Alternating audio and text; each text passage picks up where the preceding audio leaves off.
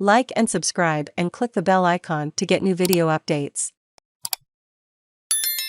Inflation numbers don't add up for government. April 29, 2022, 12.05 am. Save login, register or subscribe to save articles for later.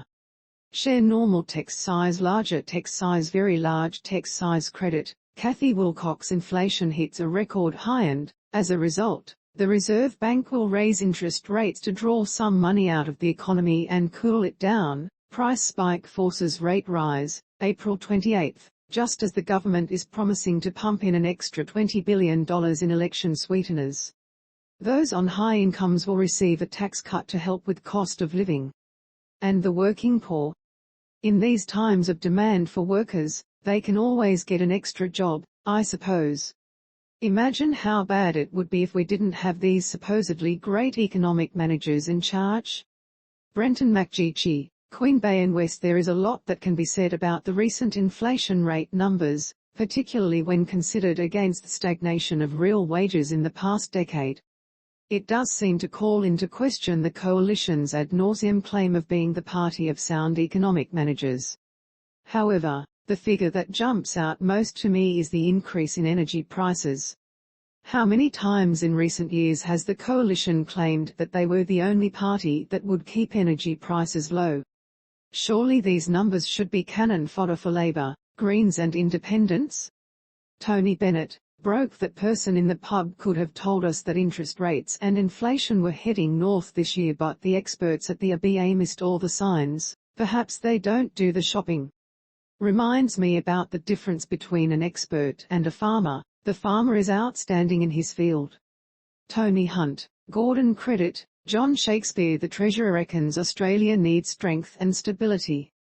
Most Australians would agree that with inflation running at a record high 5.1%, with interest rates likely to rise from as early as next month and with real wages going backwards, we need a change of pace, starting with a new government on May 21. Dimitris Langadinos, Concord West. Who is in charge of the economy? The elected government or the unelected Reserve Bank? There are stagnant wages, 5.1% inflation and rising, unaffordable house prices, a rental crisis and abnormally low interest rates. Okay, there have been COVID and Ukraine, and the ABA sets the interest rate, but the government can't claim that the economy is strong if it needs so much adjustment. Les Reedman, Coranbong. Both sides of politics can campaign all they like about cost of living pressures. However, until they have the courage to do something about never-ending house price growth, which leads to rising rents and massive debt burdens, they are not fair dinkum. Ian Fowler, Asquith. The government says there are three factors that contribute to inflation.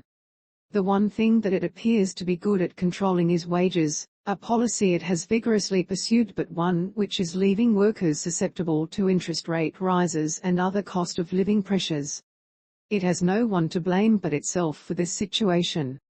Philip Cooney, Wentworth Falls. Is this the inflation rate we have to have? Penny A. Castle Cove. Dad's Army has more sense than the coalition. No longer a khaki election, according to Nikki Sava. Khaki election or Dad's Army? April 28, as Scott Morrison and his ministers scramble to explain how the Solomon Islands security pact with China came into being. However, the government's hairy-chested loudhailer condemnation of and accusations against China, safely behind the skirts of ANZUS and AUKUS, is a strategy of little sense, relying on outdated, jingoistic fears. On the one hand, our economic well-being, for at least the foreseeable future, is tied to China, and China has far bigger fish to fry than Australia, if it is so inclined. Just like the US has since the end of WWII, it is totally predictable that China will seek influence well beyond its borders, and perhaps that will lead to the establishment of military bases. Also, like the US, China will seek to exercise its power through economic and diplomatic means, and, most probably, it will prefer those actions to military engagement.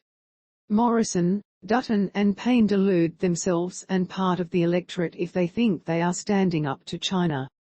Ross Butler, Road Point. Unfortunately, Dad's army does characterize the coalition's shenanigans on national security.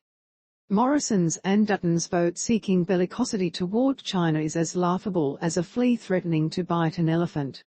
Moreover, Dutton's tasteless joking about rising sea levels in the Pacific Islands underscores a patronizing approach to our near neighbors that has helped ease China's presence there. Defense policy must be bipartisan. Labor's positive ideas about re-establishing good relations in the Pacific should be treated on their merits, rather